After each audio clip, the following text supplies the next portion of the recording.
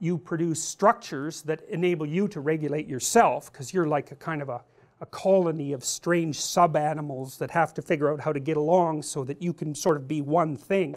You kind of learn that, I would say, between the ages of 2 and 4 as you're being socialized. You know how erratic 2-year-olds are. I mean, they're a blast, and it's part because they're erratic. It's like they're unbelievably happy, and then they're unbelievably hungry, and then they're really hot, and then they're really upset and crying, you know, and then they're really scared. It's like, and all of that's just untrammeled, and so it's really fun to be around them, especially when they're happy, because they're so happy that it's just, you know, you don't ever get to be that happy. And so it's nice to be around a 2-year-old because you can kind of feel that again, you know. And a lot of one of the horrible things about being a parent is that you spend a tremendous amount of your time making your child less happy. And the reason for that is that positive emotion is very impulsive. You know, and you know, because everybody says, well, you should be happy. It's like, well, no. When you're happy, you're actually quite stupid. And so, because happiness makes you impulsive, happiness says, hey, things are really good right now, get what you can while the getting's good.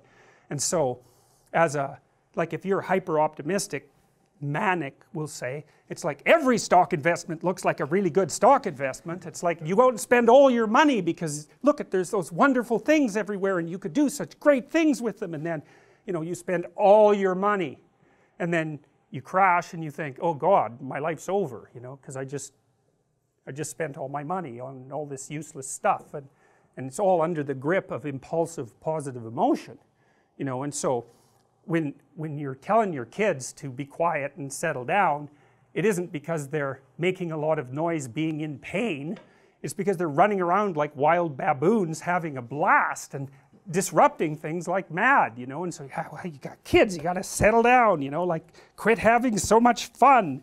And it's kind of awful that you do that, but you do.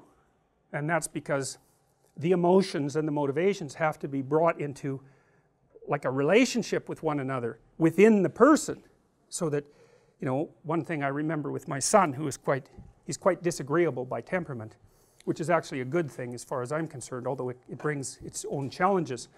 And so with my daughter, when she was misbehaving, she was pretty agreeable, and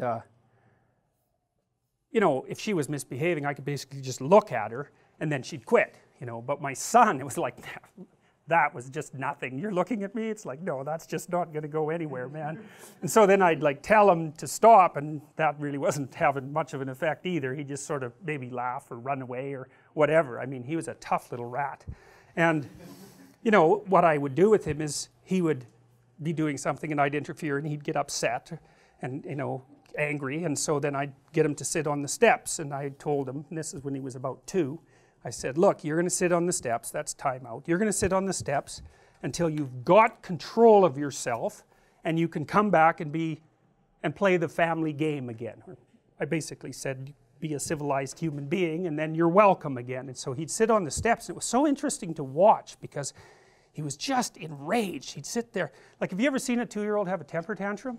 It's really quite the bloody phenomena. If you ever saw an adult do that, you'd call 911 right away. It's like, oh my God. And I've seen adults do that, you know, because people say with borderline personality disorder will have temper tantrums, and it's like, man, you want to be about 30 feet away from that person, that's for sure. It's really, but in kids, it's like, well, first of all, they're only this long, so how much trouble can they really cause? But it's like, you know, they're just completely gone. They're like on the floor, their face is red, they're just furious, like way more furious than you ever get if you're even vaguely socialized. They're just outraged, and they're kicking and hitting the ground, and like, it's like a little epileptic fit of anger, you know. They're completely controlled by their rage, and